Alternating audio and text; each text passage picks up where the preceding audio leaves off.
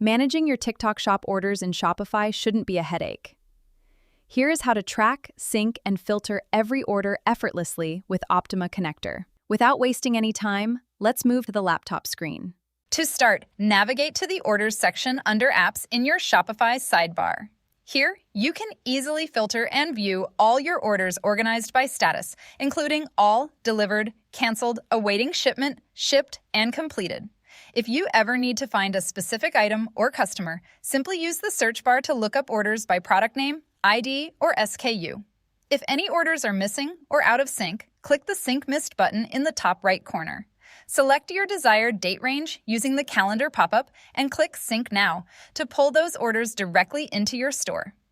You can also customize your workspace view. Click on columns to toggle visibility for order attributes like delivery options, order update time, tracking number, shipping provider, customer message, or payment details.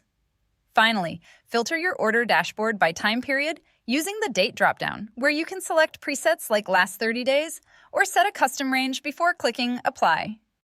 This is how you can fetch missed orders. Optima Connector makes keeping your orders organized, accurate, and perfectly synced effortless. Take control of your order management today and start syncing your store seamlessly.